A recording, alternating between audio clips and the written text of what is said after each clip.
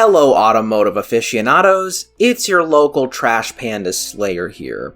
This is a compilation video of all the Gran Turismo reviews I have made in the past, going over what I would consider to be the golden age of Gran Turismo. Roughly Gran Turismo 1 to Gran Turismo 5. Why not 6?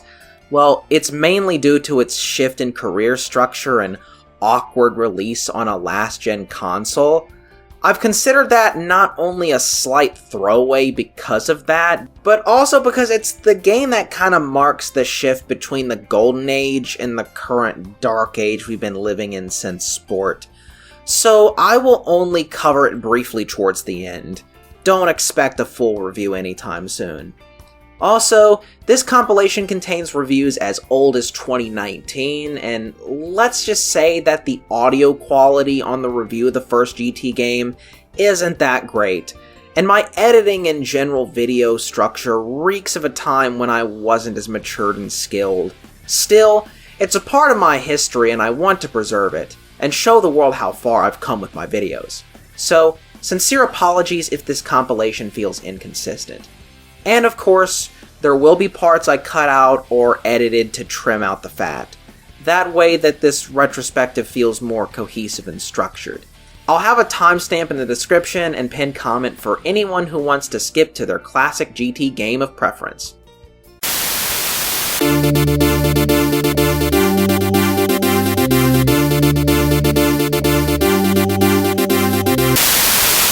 Believe it or not, but Gran Turismo 1 was a highly revolutionary game when it first came out. Before then, the majority of racing games were arcadey, simple, and featured easy-to-learn controls that had little resemblance to actually driving a car.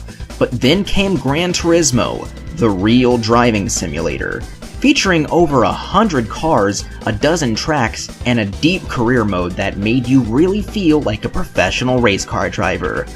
That is, if you could get used to the realistic car handling, which apparently 11 million people did. I never played this game until 2016, mainly because I had the much improved sequel. But that doesn't mean that GT1 isn't worth playing today, and we're gonna find out in the same way as my last Gran Turismo review, starting off with Arcade Mode. Arcade Mode in Gran Turismo 1 is unique to every other game in the series, as the controls are different than in Simulation Mode. Staying true to its name, the cars in Arcade Mode control similar to an arcade racer like Need for Speed, as they are easier to steer and drive at higher speeds than their Simulation Mode counterparts.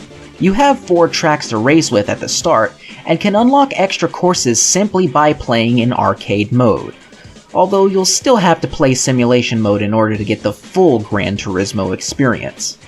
Arcade Mode in Gran Turismo 1 is good for newcomers to this series who want an arcade-like experience, but the core Gran Turismo fanbase will probably skip it, as it's nothing in comparison to Simulation Mode, the big selling point for every Gran Turismo game, with the exception of GT Sport, I guess.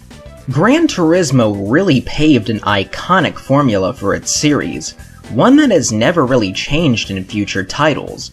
You start off with 10,000 credits to buy a starter car, and you have to do license tests in order to participate in the majority of races. There are novice races that don't require licenses, but you'll only receive pocket change for beating them. The license tests are a rather controversial part of the game. A lot of people find them really annoying and feel as if though the game would be better off without them. I disagree somewhat. While they are frustrating and repetitive at times, they give a feel on how the cars handle, and they help with the pacing of the game. It wouldn't make any sense to be able to enter an expert race at a beginner level. You actually have to prove yourself worthy enough to enter the later races, and it will take some time before you'll be able to afford the cars necessary for the upper tier events. And it's quite a journey from then on out. Starting off in a Japanese hatchback, and working your way into an Aston Martin DB7. There's a rather decent selection of events, including a few that will last you over an hour. You might want to listen to an album or a podcast while doing these.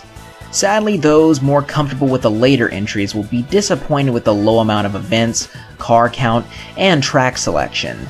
There is no denying that this is a game that has been outdone by countless other racing sims, including the future Gran Turismo games.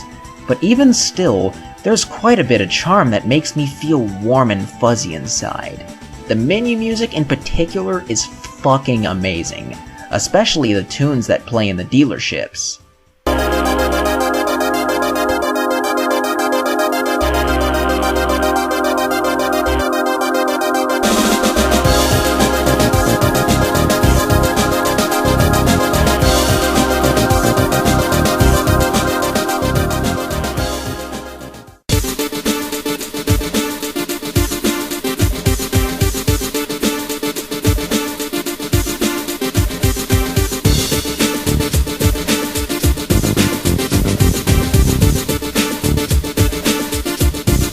And I really love the fact that the main menu of Simulation Mode is designed after a city map.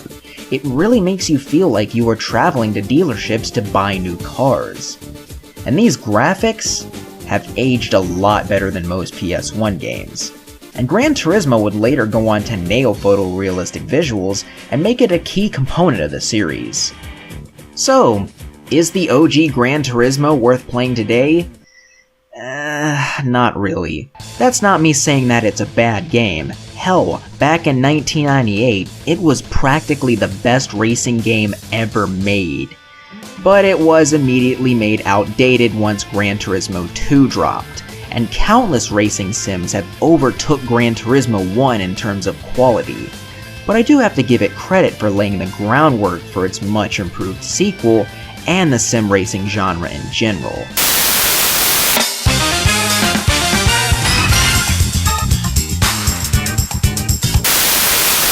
To start off, it must be mentioned how important the first Gran Turismo game was to the simulation racing genre.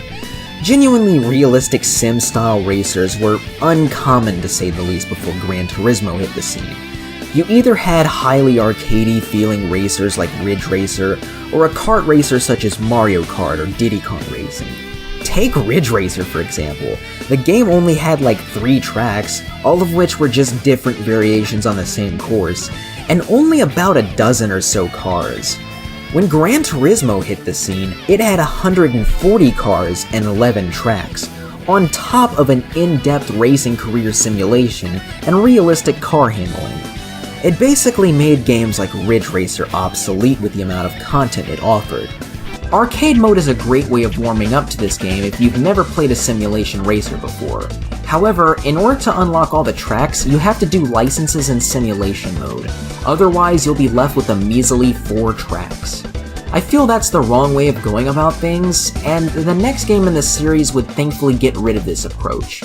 You're given a diverse set of cars to choose from, and can even unlock extra cars by getting first place in the races. The track selection is arguably the best I've ever seen in any racing sim, and there's nearly 30 of them, which really puts most racers of the time to shame. I'd argue that there isn't a single bad track in this game.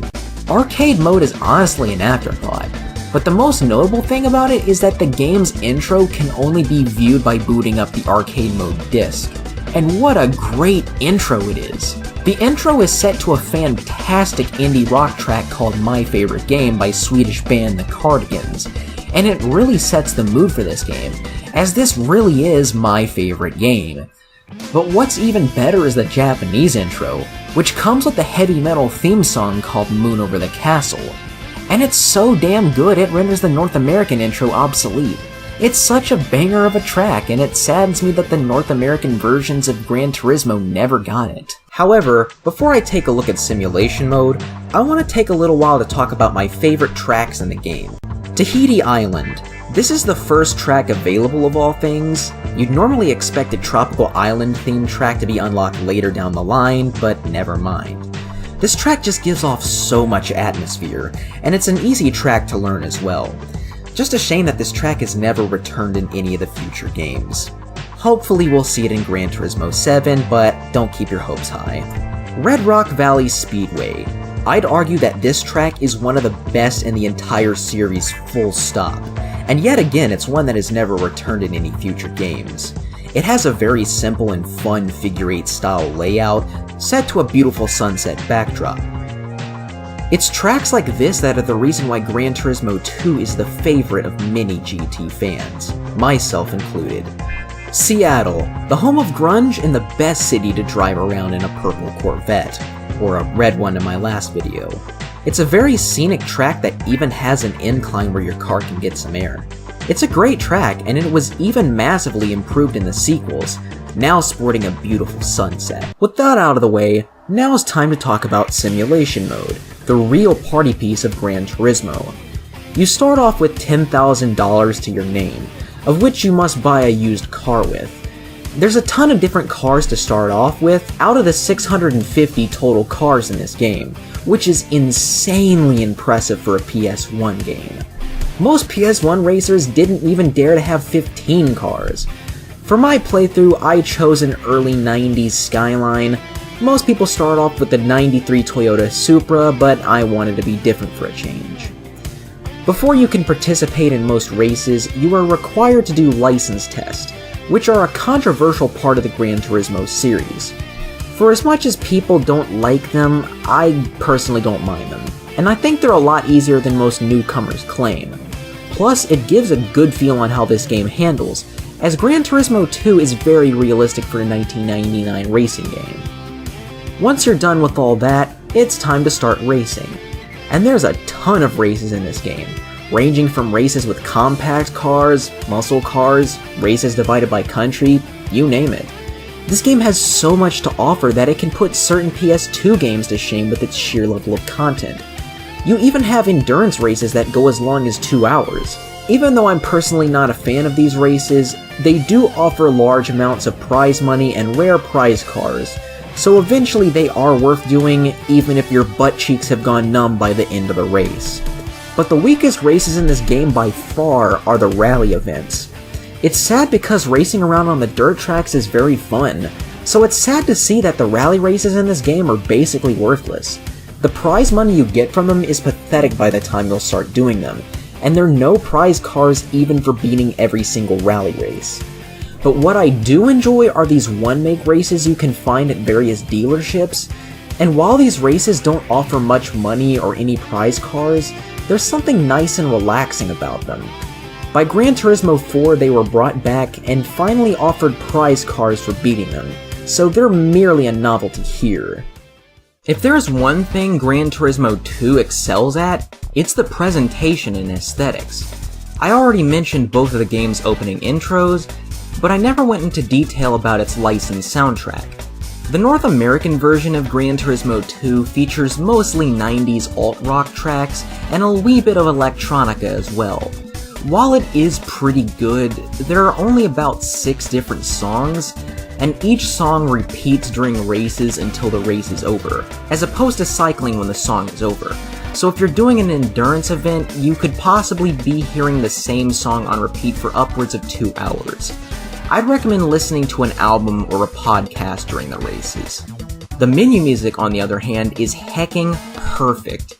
Each dealership city comes with its own unique theme, and they all fit the mood perfectly. The Japanese dealer theme sounds very Japanese.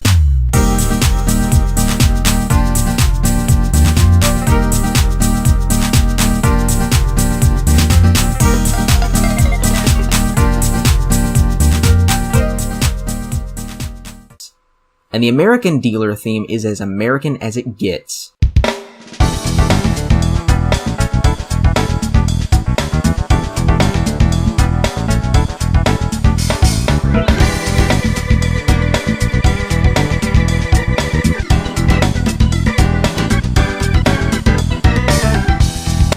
And the rest of the menu music is all amazing as well. The Gran Turismo series in general has some of the best menu music of any video game series, and this entry is no exception. Now, while the North American and European licensed soundtracks may be mediocre, the Japanese version comes with its own original soundtrack, consisting mostly of prog rock jazz fusion instrumentals.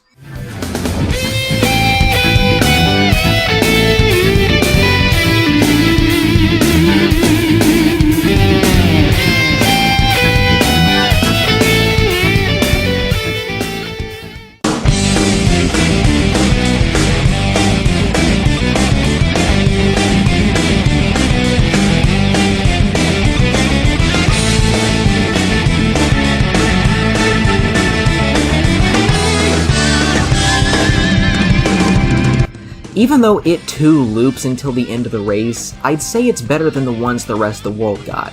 Part of me prefers the North American OST, but that's mostly down to nostalgia. And the menus. Dear God, the menus. They are quite easily the best designed game menus I've seen in any game. The simulation mode menus have more aesthetic than Vaporwave. Like how each car dealership comes with a map screen based off of a real-life city, the photos of cars when entering separate car dealers, and the previously mentioned menu music playing in the background. What's also cool is that the cars come with their own bios, going over the history of them. This is more than just a racing sim, but an encyclopedia of cars. I remember spending hours as a kid just reading these. I was such a dork. And then there is the graphics. Nowadays, it doesn't look like much. In fact, most newbie gamers nowadays would probably say that it looks like shit. But for a 1999 PS1 game, this was very impressive and even realistic for the standards of the console. From what I've read, this game uses almost 99% of the PS1's hardware power, and I totally believe that. The details on the cars and tracks, the sheer number of cars and races, I'm shocked the PS1 could even get this game running. I've seen footage of this game upscaled on an emulator in 60 FPS, and it honestly looks like it could pass for a Dreamcast launch title. And as previously stated, there are games nowadays that don't have nearly the amount of content that GT2 does. And then there are the engine noises.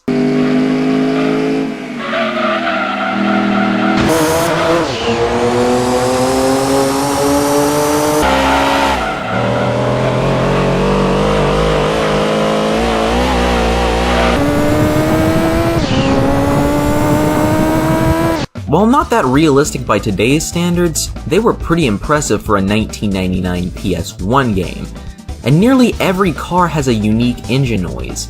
Keep in mind how there's nearly 650 different cars in this game. That is very impressive. There are a few cars with rather odd engine noises, however, like the Camaro, which sounds like a vacuum cleaner.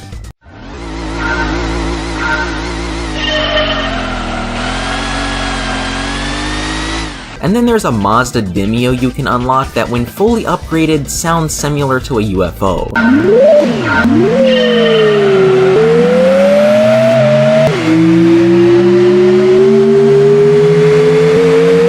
I've praised a multitude of things in this game in length, but by far my favorite thing in this game is the event generator.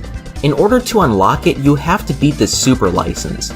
In my previous GT2 review, I claim you had to unlock it by beating the GT League, but that was just my memory screwing up on me. It's a great reward for finishing every license test, and I honestly never get bored of it.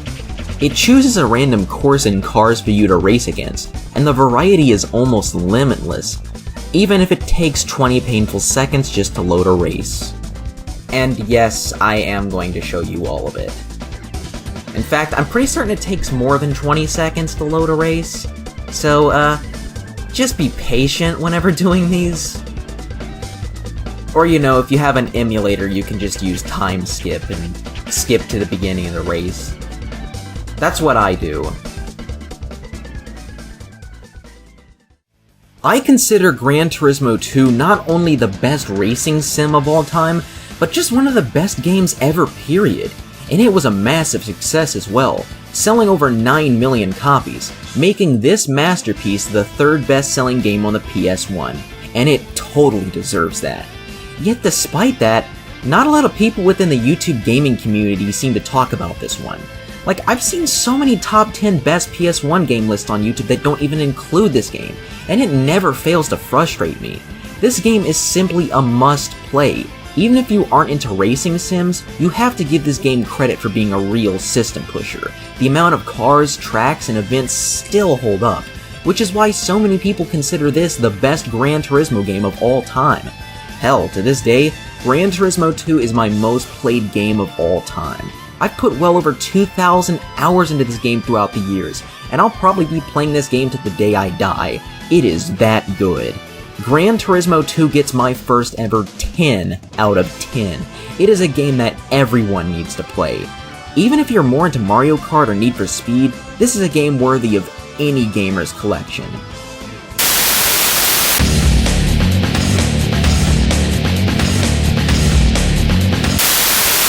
Gran Turismo 3 was Polyphony Digital's attempt at showcasing how powerful the PS2 was. I know it sounds kinda funny now, but the PS2 really was the cutting edge back in the early 2000s, and we were blown away by it. Before I get into the important stuff, I'd like to say that Gran Turismo 3 is one of the best looking PS2 games. Especially for a game that came out in early 2001. Yeah, believe it or not, but this is a pre-9/11 game, by the way. Every car and track is polished to a mirror's sheen, and even now this game still looks decent.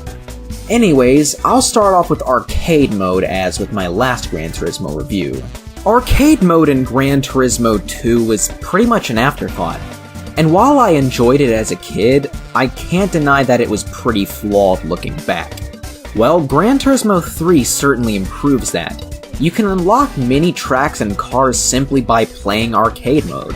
Hell, you can buy this game for arcade mode alone and get your money's worth. This is certainly the best that arcade mode has ever been, even when considering the future GT games.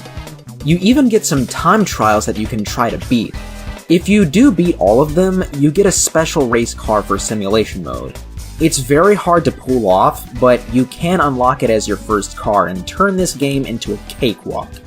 Admittedly, the track selection is kinda disappointing in this game. While it has almost all of the best tracks in the first two games, there are very few new tracks, so few that you can count them on one hand. My favorite new tracks would probably be Tokyo R246, a very cathartic track to race on, Swiss Alps, which is technically just a reimagining of the mediocre Smoky Mountains South, but nonetheless it's a pretty damn good track, and Monte Carlo, an actual real-life track. Funnily enough, this track was actually planned for GT2 but got cut due to time constraints. My favorite returning courses would be Smoky Mountain, which looks better than ever, my god is it gorgeous, Grand Valley Speedway, and Special Stage Route 11. The latter of which was just an altered track from the first game, so it's kind of a new track, I guess? It's a very hard course, but I really like the feel, so I still love it even though it whoops my ass. Arcade mode in Gran Turismo 3 is almost flawless, and the best the series has ever seen. But at the end of the day, simulation mode is the real deal, and definitely the main selling point in every Gran Turismo game, save for Sport and PSP.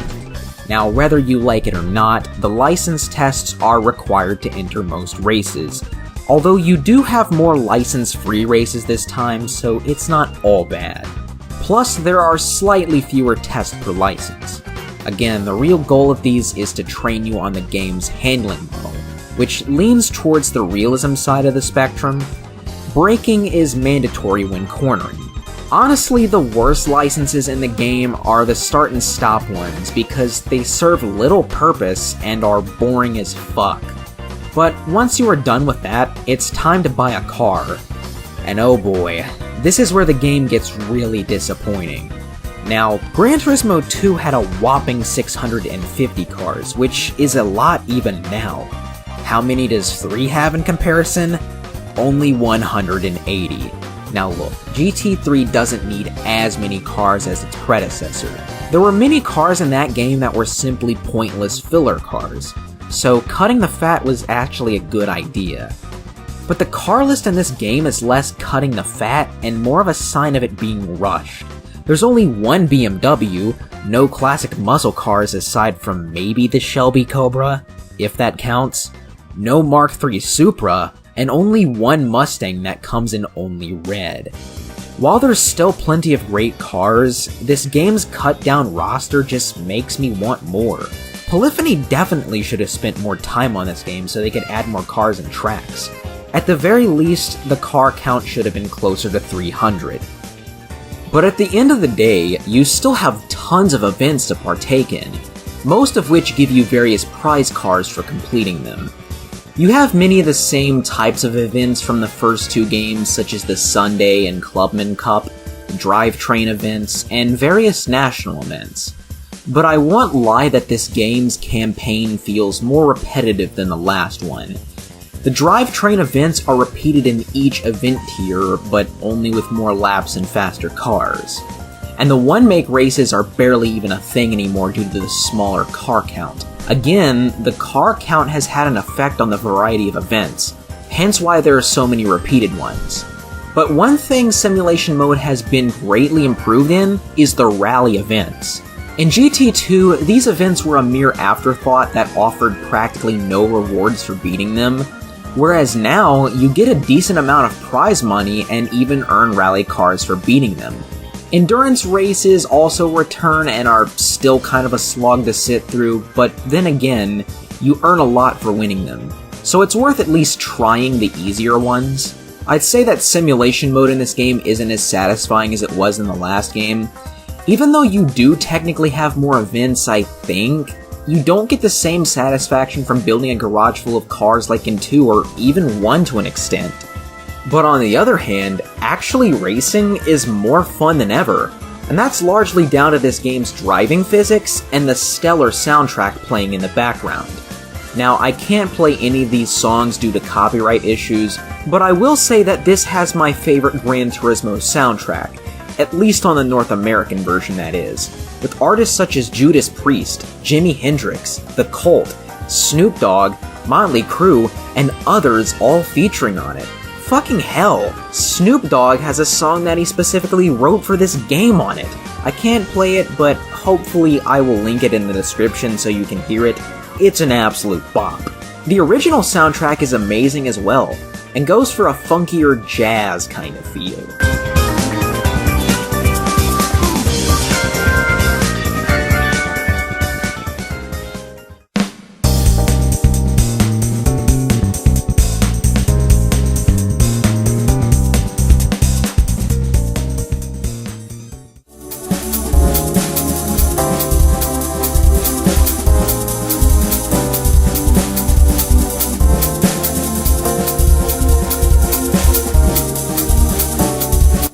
It still has an energetic feel, unlike later entries which strive for a more smooth jazz type of sound. Lastly, the menu aesthetic is still astounding. It feels like a more simplified version of GT1 and 2's menu, although nothing will ever top Gran Turismo 2's menu. I like this menu because it's easy to navigate without being boring. I honestly think many game menus could take a cue from the ones in Gran Turismo 3 A-spec. Gran Turismo 3, in spite of some flaws, is still a fantastic game, and blew the minds of many back in the early 2000s with its graphics and physics. I probably would have loved this game more than 2 as a kid based solely off of the content-packed arcade mode, and for the time, realistic graphics. But having not grown up with this game and being much older and wiser now, I can easily see that this game is not perfect and wasn't really deserving of the perfect scores it received upon launch. Gran Turismo 2 and to a lesser extent 1 did much more for their time. GT2 is still worthy of months of playtime with its sheer amount of cars, and 1 laid the groundworks for that magnum opus. Gran Turismo 3, while one of the better games in the series, feels undercooked. I was originally planning on being more negative, but this game has grown on me in spite of its lack of content. The graphics, gameplay, and soundtrack are still some of the best in the series. But we aren't done yet, as I'd like to talk about GT3's little-known expansion pack, Gran Turismo Concept. This is a bite-sized spin-off that features many concept cars, hence the name, and some cars that should have been in vanilla GT3. Other than that, the game looks identical to Gran Turismo 3, but the gameplay is a different story. Instead of a proper career mode, this game features a series of time trials that you must beat in order to unlock new tracks and cars, and racing the individual tracks in turn also unlocks more cars. It's a unique spin on Gran Turismo. While it features only around 50 cars, it makes up for that with the new cars that it has added. Why wasn't the Ford Focus and Volkswagen Golf in GT3? The game is really only a small spin-off title and features only 6 tracks, all of which appeared in GT3 save for Autumn Ring, which was mysteriously absent from the vanilla game along with High Speed Ring. Man, GT3 really was missing a lot of stuff. This game wasn't too successful and nowadays goes for high prices on eBay, so I'd recommend that you emulate it if you can. I won't be rating it because it's not a full game at all, but I will say that it is worth checking out for curiosity's sake, and I certainly enjoyed the time I spent playing it.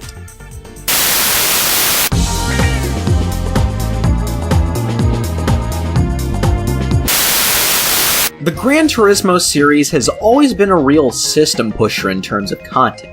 The first game was something totally new for its time, the second still shocks me with the sheer amount of content on offer, and I'll still concur that it's one of the best games ever made. And 3 showed us the graphical prowess of the PS2. Unfortunately, 3 only having about a year and a half of development lacked content in areas. Only about 15 of the 30 tracks on the first 2 games returned, and merely another 4 were new. Add on top of that a car selection with more holes than Swiss cheese. Seriously, why is there only one BMW and where are all the classic cars too? Don't get me wrong, GT3 is a fantastic game worth playing even now, but it's certainly not deserving of the tens it got from professional reviewers. Oh, how those graphics spoiled us rotten. Gran Turismo 4 had the easy task of fixing those issues, but it would be a while before it would arrive properly. This would be the beginning of Gran Turismo's habit of games taking a long time to make. I am aware that Gran Turismo 1 took 5 years to develop, but if you look at the series prior to 4, sequels didn't take that long to come out compared to, now where they take fucking forever. And honestly, that's a good choice. A delayed game will soon be good, but a rushed game will forever be bad. In 2003, Asia and Europe would get a taste of things to come with Gran Turismo 4 Prologue. This is the first in the lineup of GT Prologues, which are basically expanded tech demos.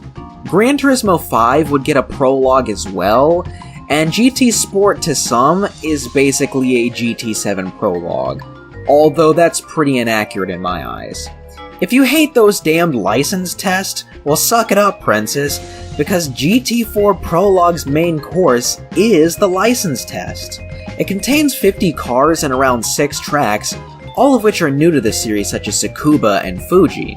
Tracks that quite frankly should have been in GT3, but time and licensing issues are probably at play there. Finally in 2005, the world would be graced with the second coming of Jesus Christ, Gran Turismo 4. In many ways, this would mark a new, more down-to-earth approach in the GT series. The menu, HUD, and general feel are different from the previous 3 entries. Thankfully, when it comes to content, Gran Turismo 4 does not skip a beat. Upon starting arcade mode, you'll have more cars at your disposal than GT3 had in total. Really makes you think about how unfinished GT3's car selection was. There are about 750 cars in this game in total, which is still an achievement even now. Granted, around half of those cars are Nissan Skylines, Mazda Miatas, and Honda Civics, but there's so much variety, and used car dealers return too, although they are non-manufacturer specific this time. You'll have some classic muscle cars mixed in with the Skylines and Supras. When it comes to track selection, GT4 features a perfect balance of real-life and fictional tracks. Alongside the Nürburgring, Tsukuba, and Suzuka Speedway, High Speed Ring and Autumn Ring return with some notable enhancements. My favorite new tracks would include El Capitan, still one of the best tracks in GT history, shame that this is its only appearance. By extension, it also has a rally layout that I'm also really fond of too. Again, it didn't return in any future sequels. New York, which kinda gives off a GTA 4 vibe in my opinion, Costa di Amalfi, a beautiful Mediterranean delight, and Hong Kong, another track unique to GT4. The real-life tracks are a nice treat as well, and are utilized more throughout the game. Overall, there is no denying that GT4 is better than 3 based solely on the amount of content that it offers. I get GT3 was barely off from being a launch title, but it didn't have to be that way, and doing that severely harmed the game in the long run. Gran Turismo 4 features months of content that you will never get bored of. But how about that simulation mode, huh? Well, it's more of the same from the previous 3 games, but enhanced even further, and boy does it have so much to do. Unfortunately, the licenses are still mandatory, and because Polyphony Digital are trolls, they decided to double the amount of tests just to piss you off even more. That's the one downside to this game. It wants you to spend more time learning the ropes, with 16 tests per license, but persevere through the adversity and this game will win you over. Even though I'm one of those weirdos who will defend the license tests as a good way of balancing progression, 16 tests per license is about 10 too many. Thankfully, if you have beaten all of the noticeably easier tests in GT3 and raised 100,000 credits, you can start GT4 with the first few licenses already in hand and 100,000 credits to boot. Having a GT3 save file on hand will make this game a much easier experience. After that, it's time to buy a used car, and there is so much to choose from. It's not just a case of buying the AE86 or Mazda Miata, you have dozens of options upon starting the game, and it is a joyride from there on out, winning dozens of events and building your dream collection of wheels. The driving physics are the most realistic they've ever been so far, making the 750 car roster all the more enthralling. GT4 has the most events out of any game in the series, ranging from battles with tiny K cars, multi-race events and GT-class monsters, some tough-as-hell rally events, and even one-make races, which are more prevalent than ever and actually reward prizes for beating them. That was kind of annoying in GT2. Having barely anything in reward for those one-make races just makes them feel like filler. Every race in GT4 features some sort of prize car. Quick tip for new players, just grind out that easy Amalfi rally race on repeat because it grants you a Toyota rally car that you can sell for $250,000 each time. It's a great way of breaking this game. In a good way, that is. Endurance races have also been greatly improved this time. You can just let the AI do the work for you while you sleep. It also just makes the events much less of a hassle since you won't have to get numb butt cheeks or playing the game for 4 hours. And on top of that, you can speed up the race to cut down on time. Gran Turismo 4 is a game so good it will literally play itself. Graphically speaking, GT4 is on a whole new level. My footage doesn't really speak for it, and in standard definition on modern TVs, it will definitely look fuzzy. But here's some upscaled footage of it running in 4K 60 FPS. At this level, it could easily pass for an early PS3 game. All the cars and tracks look great, and some of these assets would be reused in Gran Turismo 5 and 6 to mixed results, and something that would usher in the dark ages of Gran Turismo. But it speaks volumes as to how well made the modeling is in this game. If I were you, I would use an HDMI upscaler or simply play it in HD on an emulator if possible, because it doesn't look very great in standard definition on a flat screen TV. I apologize if the footage I've been using in this review looks a bit blurry. That's just how it looks on my TV, and more than likely yours for that matter. The soundtrack is one of the best in the series, with so many artists and genres featured, with hard-rocking tunes from the likes of Van Halen and Judas Priest, to some kicking drum and bass, and even the meme-worthy Oh Yeah by Yellow. A pretty obvious change of pace that will be heard whenever you fail a license test.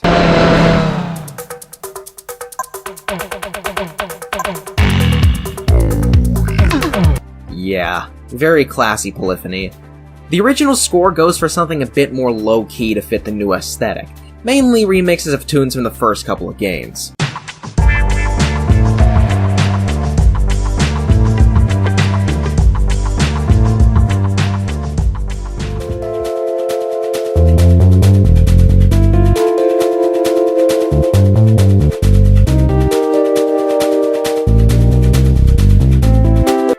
Daiki Kasho, who worked on the instrumental tracks from the third game and F-Zero GX, seriously, I fucking love this guy, returns with some more alt-rock tinted tracks, and they are just a treat to listen to.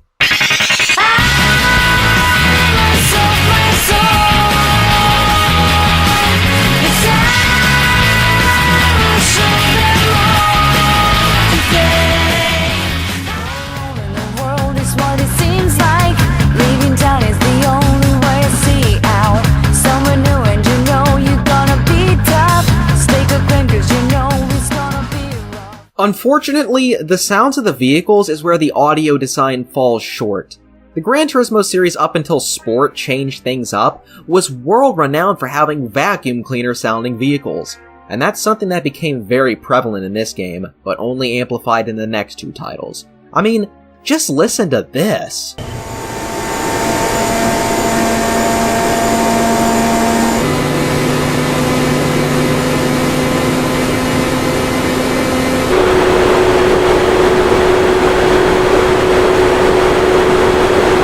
Yeah, leaves a lot to be desired.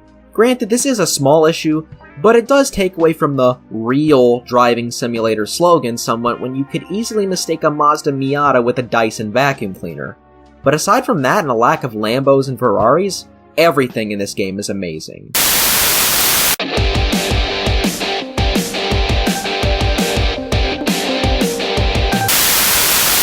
GT5 notoriously took half a decade to make, originally starting off as an HD re-release of GT4 for the PS3, before morphing into a more premium from the ground up game in the form of Gran Turismo HD Concept, a very early tech demo for the PS3 from 2006.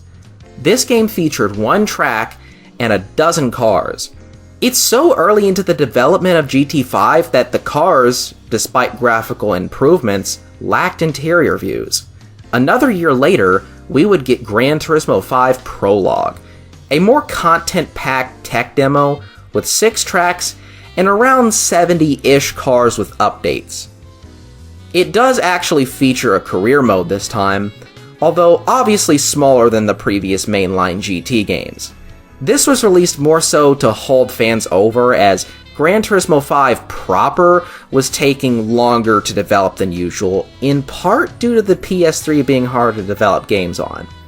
Around this period in the mid to late 2000s, another racing sim was taking over the market, Forza Motorsport. This Xbox exclusive answer to Gran Turismo released 3 whole games in the period between GT4 and GT5.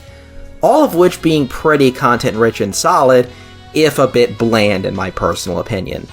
Nonetheless, many people were making the switch to Forza due to 1. Gran Turismo 5 taking forever to make, and 2. The PS3's unpopularity in its early days. The PS3 was kinda seen as a joke in its first couple of years. It arguably took up until the early 2010s for it to be seen as the solid and superior console that it is. In 2009, Polyphony Digital would release Gran Turismo for the PSP, which is basically a diet version of Gran Turismo 4 without a standard career mode and only 4 cars on the track. But it did give you the luxury of playing Gran Turismo on the go, whether it be on the bus, on a train, in the park, or even while on the toilet. Nothing quite like playing Gran Turismo while giving birth to a brown baby. It would take until November 2010 for Gran Turismo 5 to finally release. A good choice since there wasn't a Forza game being released this year, and Gran Turismo finally had a chance to shine again. And shine it did, as Gran Turismo 5 went on to be the best-selling PS3 exclusive of all time. Although many would argue this is where the golden age of Gran Turismo starts to come to an end. As back then, and to a lesser extent now, Gran Turismo 5 was considered a letdown and one of the weaker entries in the series for a multitude of reasons. I'll get into those reasons later, but it's safe to say taking 5 years to develop and being anything short of a perfect 10 was going to let down some gamers in general. In particular, it always seems to rank towards the bottom of Gran Turismo games ranked articles from professional reviewers and journalists, who will conveniently give higher praise to the more bite-sized affairs of Gran Turismo 1 and especially 3. I saw one article from GT Planet that had GT5 near the bottom, but then went on to call Gran Turismo 3 the best game in the series. One of the reasons being, no joke, the fact that it had a small car list without any slow everyday cars like the Citroen Saxo. My guy, normal everyday cars like that were part of the fun in GT2. I don't know what you're on about. Also, we do not accept Citroen Saxo slander in this house. Whatever. There are some people who would consider this to be the nadir of the series, and I've never fully understood that looking at this game at face value, despite never playing it for years. Again, most of the negative reception from what I've seen in the modern era comes from professional critics, who I am always skeptical of. Meanwhile, the GT fandom will typically give you a more positive assessment of this game. Having played this game for many hours now, how will I rate it? Well, let's take a look at what GT5 has to offer and see if it's any good. As always, I'll start off with arcade mode. Arcade mode in this game is basically just a free race and time trial mode. You're given much of the game's tracks to race on by default, but only about 50 or so cars from the arcade mode menu. If you want to race anything else, you'll have to favorite what's in your simulation mode garage in order to access it in arcade mode. In terms of track selection, we have 31 track locations with about 80 layouts in total, so it's a step down from Gran Turismo 4, not to mention many of the tracks they omitted. El Capitan, Hong Kong, Grindelwald, Red Rock Valley, none of these returned. Hell, even classics like Midfield Raceway and Apricot Hill aren't here. That being said, it does introduce new ones such as Madrid, London, and Cape Ring. The last one being, dare I say, one of the best courses in the entire GT franchise. There's many layouts to it, and I love the loop-de-loop section and that awesome jump.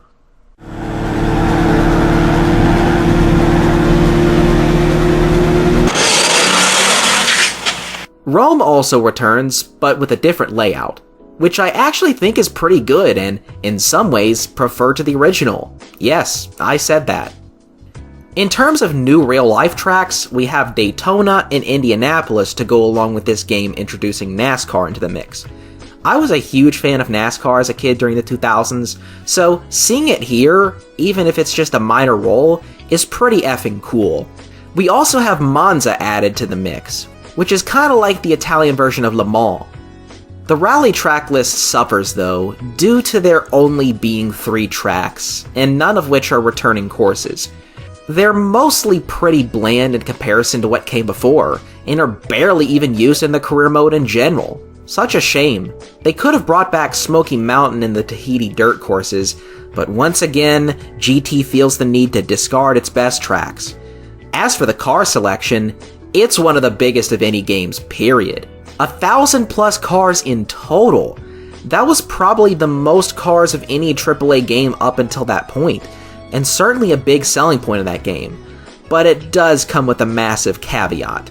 About 75% of those cars are carried over from GT3 and 4 without interiors and no graphical enhancements. You can tell when actually looking at the car and seeing the pixelation.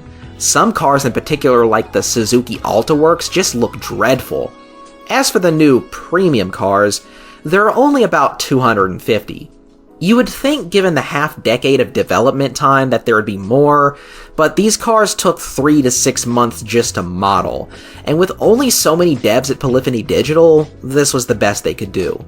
And to be fair, there's at least a better variety than, let's say, GT3. We have hot hatches, both classic muscle cars and the new 2000s era ones, NASCAR, and Super GT cars, and also Le Mans prototypes like the HDI... What?! The HDI FAP?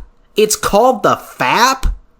And in defense of the standard cars, they do add extra variety to the game.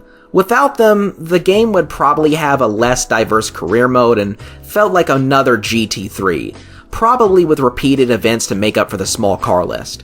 A game that took 5 years to develop needed more than just 250 cars. So, despite the standard cars not looking too great, I'm actually glad they included them in the end. As for the career mode, Gran Turismo 5 definitely shakes things up a bit. For the first time ever, licenses are not mandatory, and there's a leveling system in place that manages progression instead. Still, the license tests do grant you prize cars and level up your ranking, so they are still worth doing. I do have mixed feelings on the ranking system, since it locks you out of certain events and even purchasing certain cars until you've reached a particular ranking level. As a result, the game is not as free and open as the previous games. But Gran Turismo does like to experiment with its formula and game design with every game. Gran Turismo 2 was an almost lawless utopia where you can bring mismatching cars to certain events and grind out for broken prize cars and then sell them for $500,000. GT3 went for a very long and meticulously crafted career that was sadly quite a slog at times, and GT4 had the perfect mix of both worlds. 5 is simply yet another spin on the classic Gran Turismo formula that we know and love. One that encourages you to work your way up into the tiers of events and different car types while never forcing you to do licenses, and avoiding the ludicrous progression skips from GT2 and 4. While I can't say I'm a biggest fan of the design, I don't hate it either. The main career is also fairly diverse, with events with classic cars, K cars, muscle cars new and old, and championships for Super GT, NASCAR, DTM, and others during the late game. Unfortunately, one-make races take a massive hit, and play even less of a role than they did in Gran Turismo 2 or even 3, usually consisting of just a single race. And there's only a few one-make races in general. Like, the career mode is unfortunately shorter than the last two games, with only 9 events per tier, and some of which are only 2 or 3 races long. But to be fair, do you remember how long the events were in Gran Turismo 3, especially towards the late game? I'm talking about 10-lap, 10-race events that took hours to complete. Yeah, I think this game going for a shorter and sweeter campaign was maybe not that bad of an idea, especially since A-spec and B-spec careers are now separate. B-spec is probably the worst part of the game, to be honest. You can't speed up the races, and the races are longer than they are in A-spec mode. Some even have slashed payouts too, which is a major kick in the nads. You can win some cool prize cars from these events, so they are worth doing for that. And heads up, prize cars can only be won once, so you can't sell expensive prize cars over and over to grind. Quite a shame. If you ever find yourself bored with the main events, hop on over to the special events, which features everything from kart racing, NASCAR school hosted by a robot masquerading as Jeff Gordon, a grand tour of Italy, and a proper rally league. Yep, gone are the days of rally being treated like circuit racing. We now have point-to-point rally races on randomly generated tracks, so no 2 rally races are the same. This might be the best rally racing the series has to offer. I genuinely had a lot of fun with it. These special events unfortunately are a one-time payout, but they do pay out massively, especially if you get gold. I really wish they did something like slashing the payouts in half after completing these, so you could still make money from them, but just not as much. Again, Gran Turismo 5, as fun as it is, has some very weird game design. I still can't say this is anywhere near being a bad game, or even a bad Gran Turismo game, but it is odd at times, and clearly of inconsistent quality overall. Just don't go into this game expecting anything like Gran Turismo 4, okay? I know some people have a problem with the menus in this game, and I don't agree with that. Sure, the GT mode menu could have been laid out better, but it and the rest of the menus have this very glossy and beautiful look. Compare this to Forza Motorsport 3, which features lifeless voids of nothing that are whiter than the KKK attending a Jason Aldean concert in the middle of a blizzard. This is all the way back in 2009, and might be one of the first ever examples of corporate minimalism infecting a AAA game, half a decade before that wretched aesthetic started plastering game menus and UIs. Combine that with the smooth jazz music and detailed GT Auto menus where the mechanics are animated working on your car, and you've got a game that's an absolute vibe. Remember when they made games like this that actually had personality? Pepperidge Farm remembers. One of the coolest novelties this game had over Forza was a course maker. Now, while it's not super detailed and you don't have enough control over it in my opinion, this is a welcome addition, and I wish it was brought back and fleshed out in GT7, but you can't expect much great from modern Gran Turismo, can you? The only way this game fumbles in terms of aesthetics is out on the track. Almost every track is set at midday, and only a few have limited weather options such as rain or time of day. I'd really like to be able to race tracks at morning, sunset, or night, like in, let's say, Need for Speed Shift, a sim light that released a year prior to GT5. That's a problem that reared its ugly head in GT4 and was never rectified fully until Gran Turismo Sport brought back time of day settings.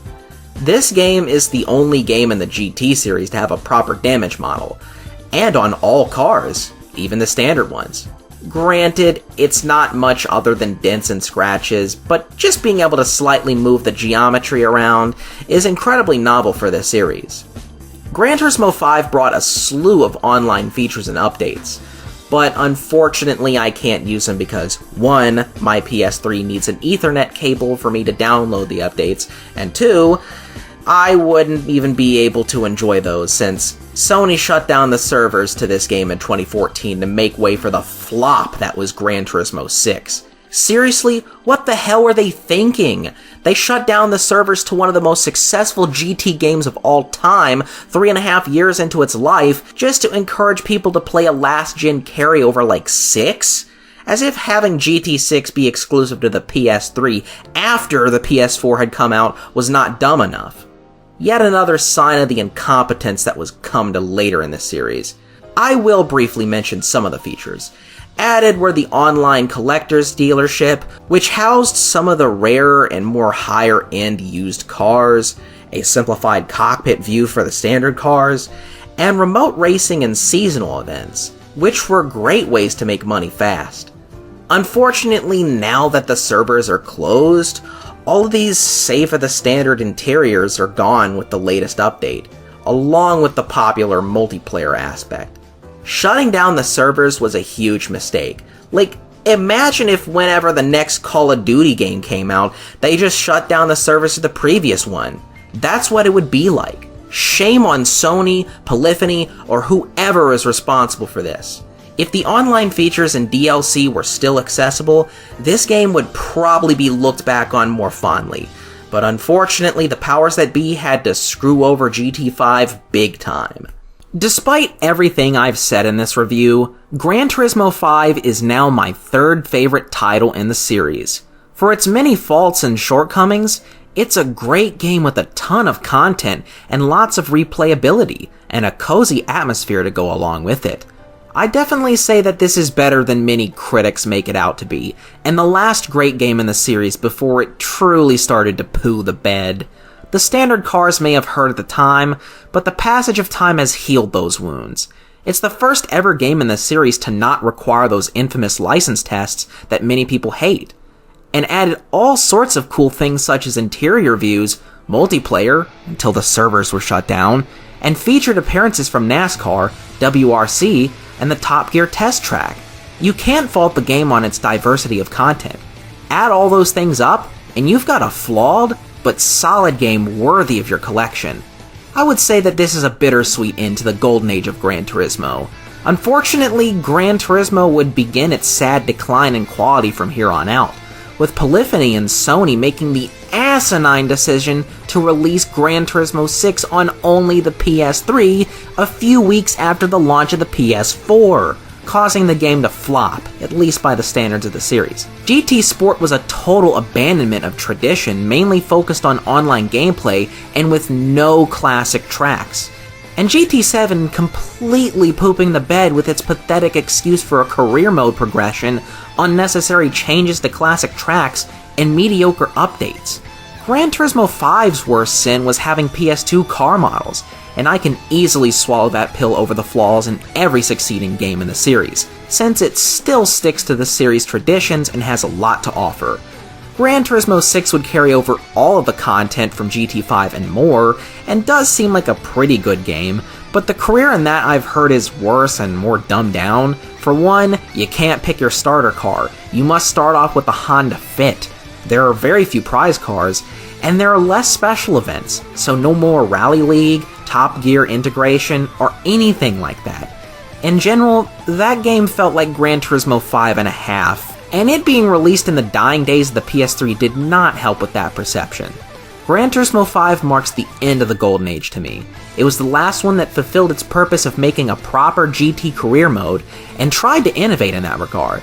Sure, the modern era of Gran Turismo isn't bad if you're into online stuff, but whatever virtues they have are weighed down by the betrayal of tradition on display. Gran Turismo 5 was the last game that you could fully say was a proper GT game. And it's the definitive GT game of the PS3 era. Alright, now that my older versions of myself have covered the golden age of GT, why don't I consider GT6 part of the golden age? I mean, it's got the career mode, 1200 cars, 80 tracks, tons of content. What's not to love? Well, here's the thing. It's a good sandbox, but it's not a good standard GT career mode. And due to the star system, very linear career, lack of endurance races, and having very few prize cars, it feels like they half-assed it instead of putting everything they had into it. Not helped by this being a PS3 game that was released a week or so after the PS4 had already came out. So, in the grand scheme of things, it occupies a weird space in the series, trying to change the career mode enough to where it's different than the previous 5 games, but not so radically different like Sport and 7. It features traditional content while starting to let go of what made a GT career mode great. A great sandbox, but GT5 had the better career mode in all honesty. Still, it's a good game, but in my personal opinion, not part of the golden age in my eyes. Anyways, this has been my Gran Turismo review compilation, a culmination of 7 years worth of effort and growth. Thanks for watching.